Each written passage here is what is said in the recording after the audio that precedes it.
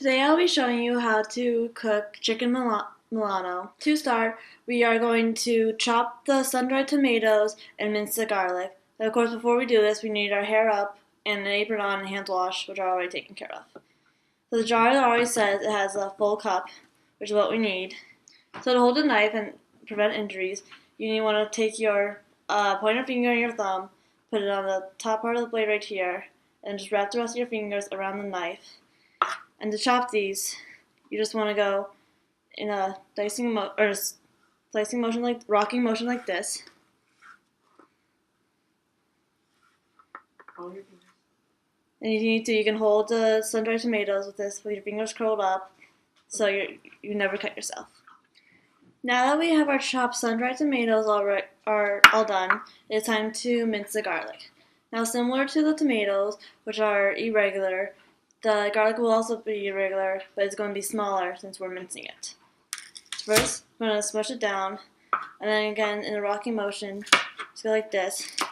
And then we'll just keep doing this a couple more times until it is small. Now, just like with the sun-dried tomatoes, we will also need to chop the fresh basil. Again, since we did not have any foods that will cross-contaminate the cutting board or the knife, we can use the same cutting board that we've been using for the garlic and the sun-dried tomatoes. Now, the easiest way to cut fresh basil, instead of piling it all on the cutting board, is to pile it up and wrap it up like this, and then cut it, holding your knife like this, and just going like this. This is called a chiffonade and makes for chopping basil and other fresh herbs extremely easy. The chicken Milano recipe calls for 2 tablespoons of fresh basil. So to measure it, we will take it, put it in a tablespoon measuring spoon, make sure it isn't overflowing, and we'll put it in a separate bowl than the sun-dried tomatoes and garlic. Now that all the tomatoes, garlic, and basil are already prepped and cut, we can move on to the cream sauce that's going to be on the chicken.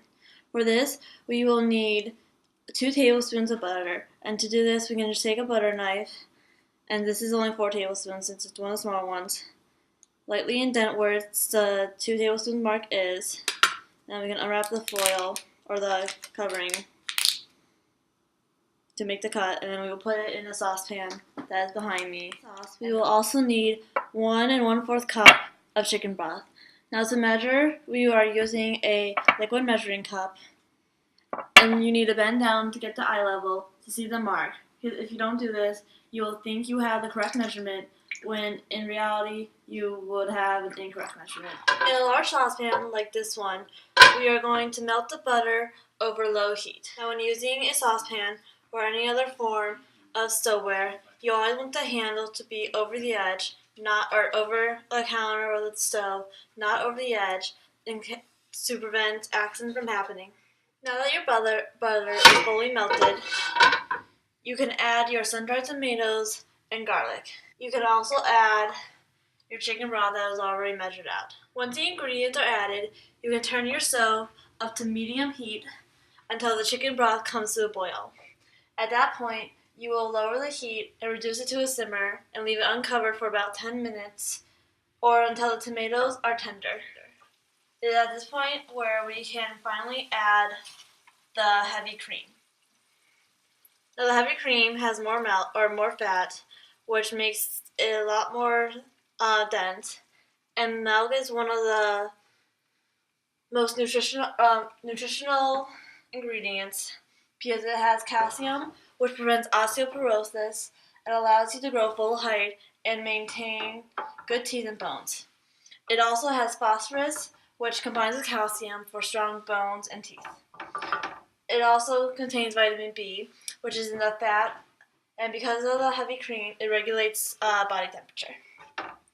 It also has vitamin D, which is found in the liquid and destroyed by light, which is why most cartons, like this one, are made out of material that prevents light from coming in.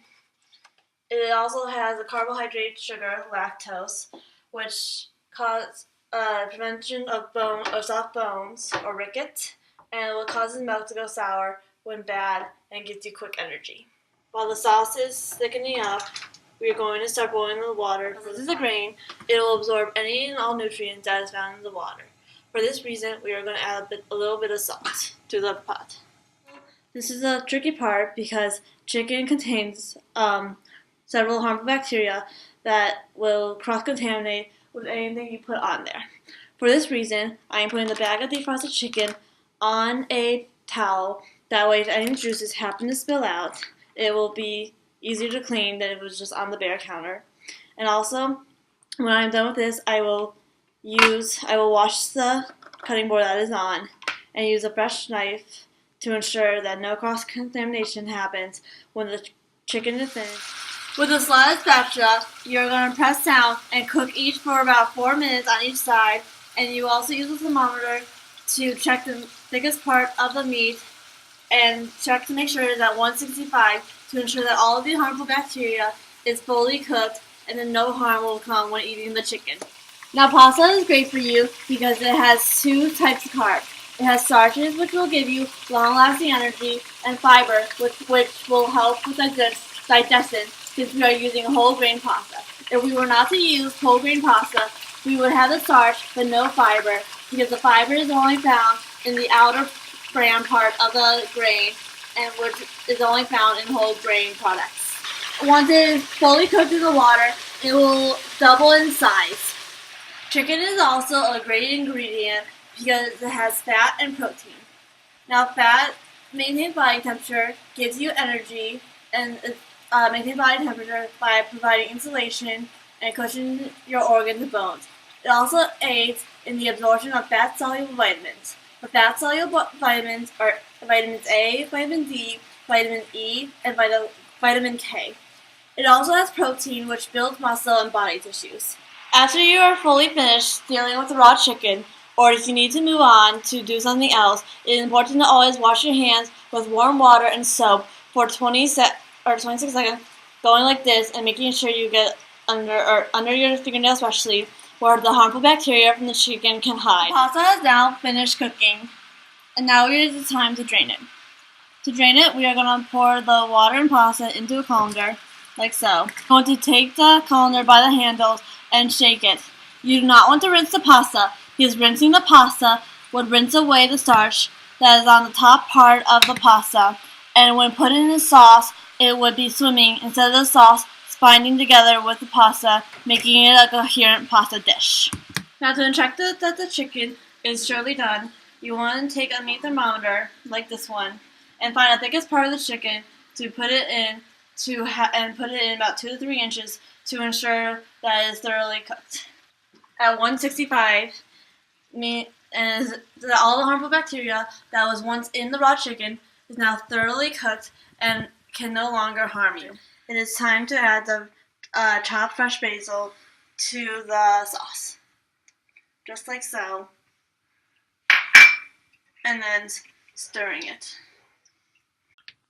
Now it is time to put the entire dish together and make it look presentable for any dinner party or just party event that you have. While cooking with chicken can be dangerous because of all the harmful bacteria that can result from the raw chicken, you now know how to cook the chicken to perfection, avoiding any cross-contamination, and serving a dish as beautiful as this to impress all and any guests, especially your parents, so they won't see any bad grades. Shh.